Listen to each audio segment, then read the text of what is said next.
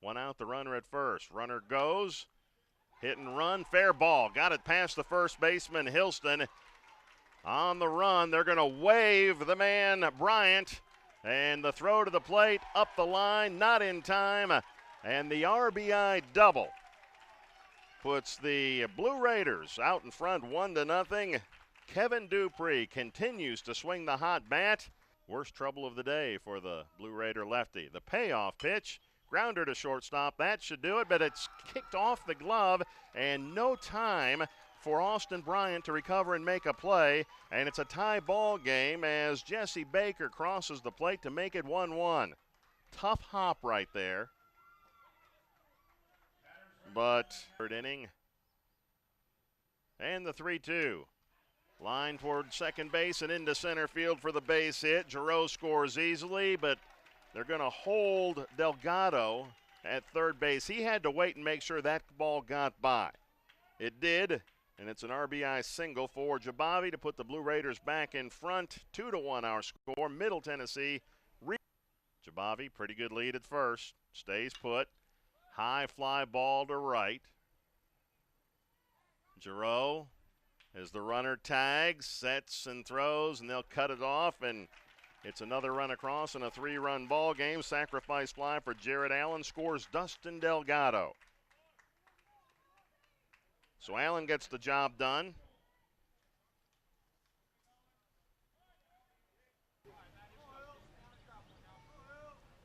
Bases loaded, one away, ground ball into right field. And that may score too, and the throw cut off. Actually, they hold the runner up. That's why the throw was cut off. But an RBI single to tie the game. Matt Hilston drives John Borman across to knot things up 3-3.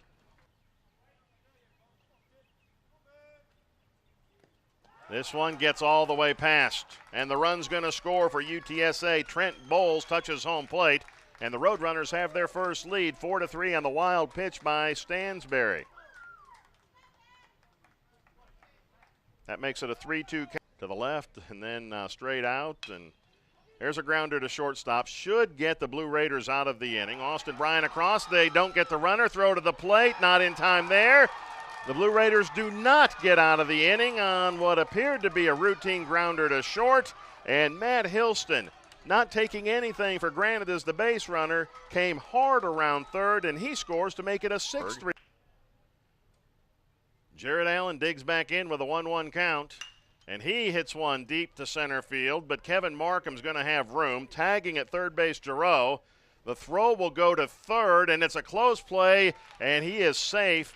And that would have been interesting had he been out, because that was right around the time Giroux was crossing home plate.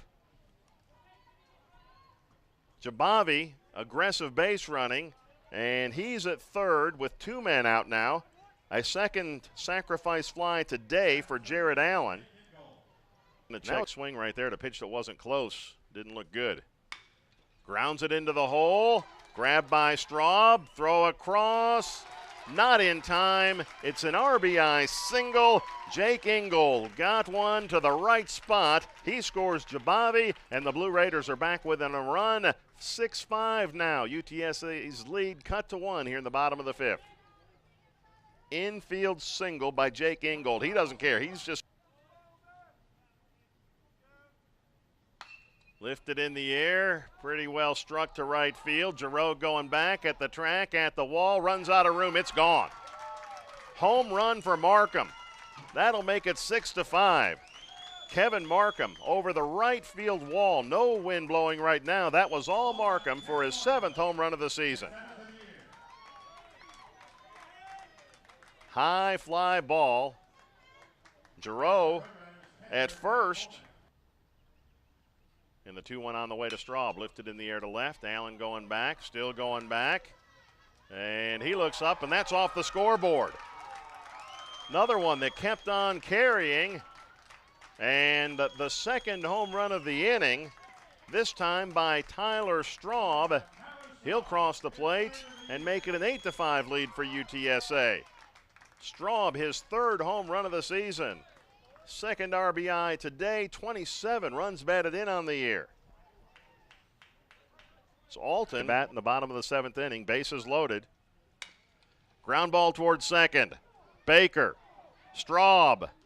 Dug out at first. Inning-ending double play. Nice pick by Matt Hilston. And Logan Onda is bailed out by the defense, which had gotten him into trouble. For Middle Tennessee in the 7th inning. Noon. The losers of those two games meet in another early one tomorrow. Swinging a high fly ball, left field, pretty deep. Left center going back. That ball's going to carry and all the way out of here. And Jesse Baker, wow. That one just kept going and going and going. And that's home run number 15 for Baker. One of the top candidates for Player of the Year honors in the league, and you see why with that power right there. Might well see a pinch hitter right now. Allen lines one down the left field line into the corner. That's trouble. Delgado's going to score easily as he rounds third. Jabavi is going to be held at third base. It is now a 9-6 ball game, and there are runners at second and third. Blue Raiders are down to their final strike. The kick, the pitch, called strike 3, and the Road Runners from UTSA get the win in the first game of this year's Conference USA tournament. Middle Tennessee doesn't go quietly with 2 runs in the bottom of the 9th. Coach, you guys jumped out to an early lead, and then they all of a sudden seemed to figure out the pitching, and the hits just kept coming and coming. Yeah, we had a hard time shutting them down. You know, I mean, we jumped out. That's the most runs we'd scored off of Hartson in 2 years. I mean, both starts against us, he's been really, really good. And, you know, we got that lead and had a little momentum. I thought we could try to push it out a little bit, but they just kept coming right back. And then, you know, we had to go to the bullpen. We weren't as successful, and they scored the 4 runs in the 1 inning. And, you know, the solo home runs after that ended up being the difference, but the 4 runs in the 1 inning is what ended up hurting us.